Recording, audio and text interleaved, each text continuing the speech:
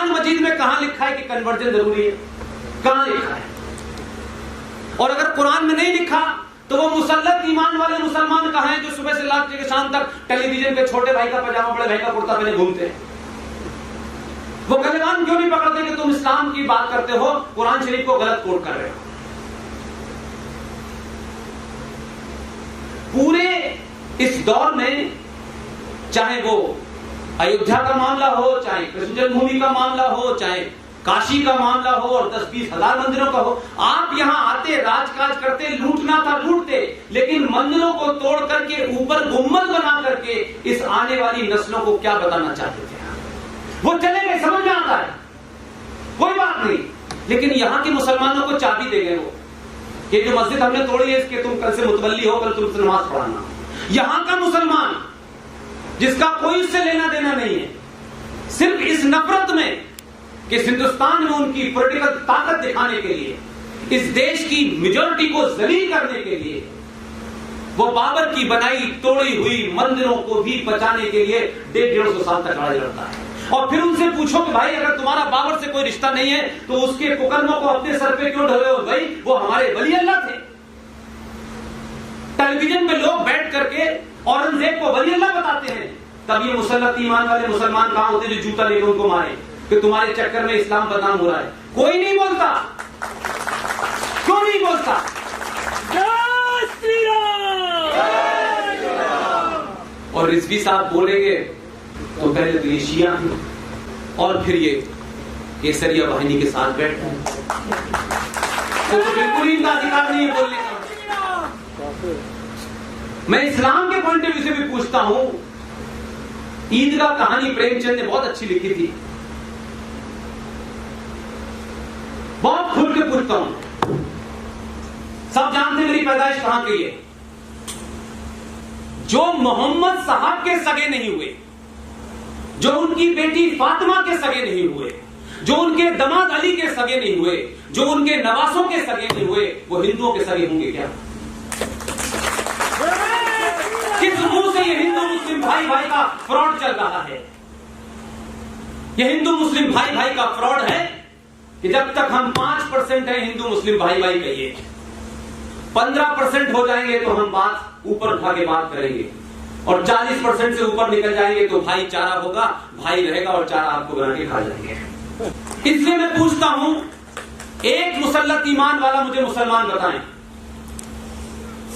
मुसलमान कहते हैं इस्लाम में सब बराबरी है, उनके यहां कोई छोटा बड़ा नहीं है,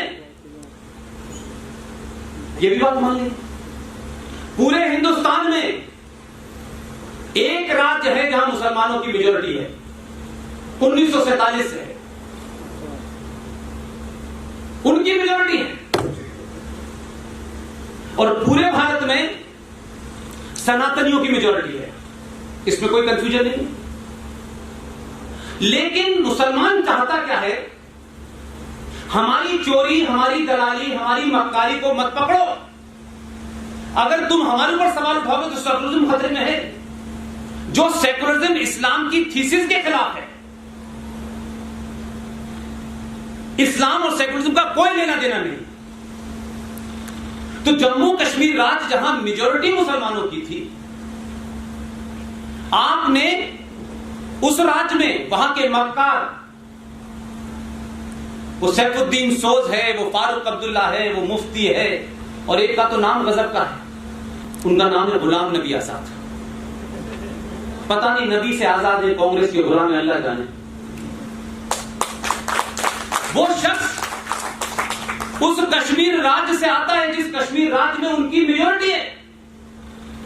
पूरे देश का, बिहार का, उड़ीसा का, कहीं का एक मुसलमान ले लीजिए, एक मुसल्लत ईमान वाला मुसलमान नहीं मिला जो चौराहे पे खड़े होकर कहता कि यार तुम हिंदुस्तान की दिल्ली से पैसा लेते हो, तुम्हारा बजट हमसे चलता है, और तुम जम्मू कश्मीर में गिनती में ज्यादा हो, तो तुम्हारी असेंबली की उम्र 6 साल होगी, तुम्हारे यहां चीफ मिनिस्टर नहीं होगा, प्राइम मिनिस्टर होगा, तुम्हारे यहां सदर रियासत होगा, तुम्हारा संविधान अलग होगा। ये भी भारत ने मान लिया। धारा 370 और 35A के माध्यम से उस मुस्लिम मेजॉरिटी स्टेट का मुस्लिम स्वरूप बरकरार रहे, इसलिए भारत सरकार की पार्लियामेंट, भारत का संविधान जम्मू कश्मीर में लागू लागू नहीं होता था, यहां भी हमने मान लिया, क्योंकि हम तो दरिया दिल वाले लोग हैं। एक पाकिस्तान बना दिया, ले जाओ, यहां भाई भाई हमारी 2 इंच जमीन ले रहे तो हम मर्डर कर देते हैं, लेकिन इस देश की जमीन हमने ऐसी दे दी जैसे हमारे बाप की नहीं थी। उस जम्मू कश्मीर में वहां का संविधान अभी 5 अगस्त 2019 को कूड़ेदान में डाला। वो संविधान क्या करता है? उस संविधान में मुसलमानों ने प्रोविजन किया कि 1957 में जम्मू कश्मीर में सफाई कर्मचारियों की हड़ताल हो गई, और शेख साहब तो शेख साहब हैं, करते हैं और कुछ नहीं करते। बाकायदा यह हुआ कि हमारी गंदगी को कौन साफ करेगा, क्योंकि इस्लाम में तो कोई ऐसा पैदा ही हुआ नहीं, सब शेख और सैयद पैदा हुए हैं, ये काम कौन करेगा? इसलिए पठानकोट और अमृतसर से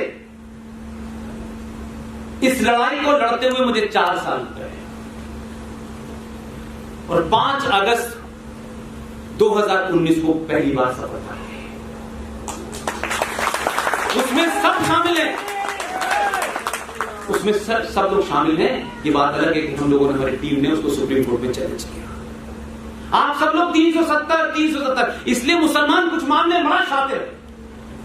आप 370 आप 370 में लगे हुए हैं। कई पार्टियों के मैनिफेस्टो में 370 आते आते ऐसा लगने लगा मकान नंबर ही 370 रख ले तो ज्यादा अच्छा है। जो असली धारा थी, जो चोरी से भारत के संविधान में डाली गई 14 मई 1954 को, उसके बारे में जिक्र नहीं किया गया। कभी इस देश के राजनीतिक दलों ने, किसी सामाजिक संगठन ने इस धारा का निजी बातचीत में भी जिक्र नहीं किया। उस धारा ने जम्मू कश्मीर में 1957-1956 में जम्मू कश्मीर के संविधान का ड्राफ्ट तैयार हुआ था, और जनवरी 1957 में वो संविधान लागू हुआ। ये देश 2 नेशन थ्योरी पे बटा, इसके बटने की बुनियाद ये थी। लेकिन भारत की धरती जो बटी हुई धरती थी, उस पे 2 नेशन थ्योरी का एक राज्य स्थापित किया गया कि भाई ये मुसलमान राज्य है, मुसलमान मेजोरिटी है, इनको जो दिल चाहे, तो फिर उसको पाकिस्तान में दे देते ना भाई। लेकिन शेख साहब ने, ये गुलाम नबी आजाद जैसा मक्कार नहीं बताएगा आपको, ये सैफुद्दीन सोद, ये फारूक अब्दुल्ला नहीं बन जाएंगे, इन्होंने नहीं बताया। और क्या किया कि आपने संविधान में एक एग्जीक्यूटिव ऑर्डर पास किया जो पता ही नहीं चला देश को, और ये कहा कि ये जो दलित यहां आए हैं,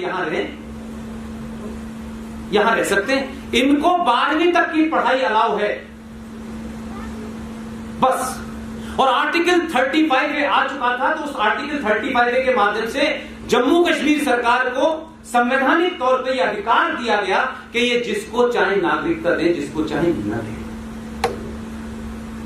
दलितों के साथ उन्होंने क्या जघन्य अपराध किया। मैं कहता हूं कि ये जय भीम और जय भीम वाला गोल टोपी वाला जो है ना हैदराबाद में, जहां मेरे जूते मारिएगा 50 जूते मारिएगा। कहता है जय भीम जय भीम, यानी मुसलमान और दलित भाई भाई हैं।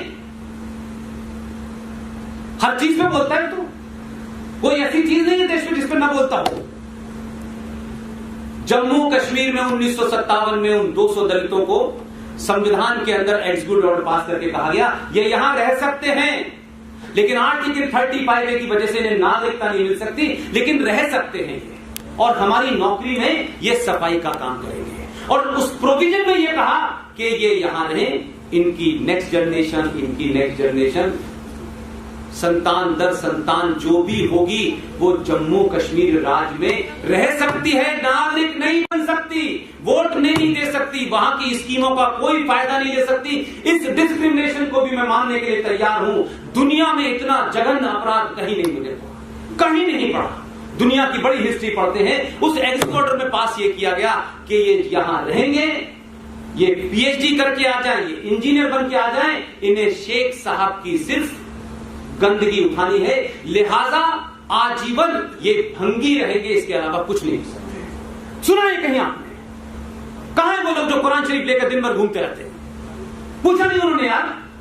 इस हिंदुस्तान की मेजोरिटी में 20-22 करोड़ मुसलमान रहते हैं। अगर यही डिस्क्रिमिनेशन भारत के संविधान के तहत तुम्हारे साथ कर दिया जाए तो क्या होगा? क्योंकि आप मेजोरिटी में एक छोटी सी जगह में जिसका खर्चा हमारे और आपके टैक्स से चलता था, कश्मीर में इतना कुछ नहीं प्रोड्यूस होता कि उनका बजट चल जाता, लेकिन आपने 2.5 लाख उसमें ऐसे बच्चों से मिला हूं जो राष्ट्रीय चैंपियन हैं, दलिया पे शेख साहब की गंदगी लेके जाते थे, उनके मुंह पे पूरी शिट होती थी। किसी मुसलमान को नहीं लगा कि जय भीम का काम जरा वहां जाके करें। चुप, पूरे हिंदुस्तान का मक्कार मुसलमान चुप, एकदम चुप, उठाई नहीं इस बात को, कभी पता ही ना चले। और इधर ढोकली बज रही है जय भीम, राजनीतिक एजेंडा चल रहा है। कहां है मुसल्लत ईमान, कहां है एक सी बात करने वाले, कहां है वो लोग जो कहते हैं कि एक आदमी का कद्र कायनात का कद्र है।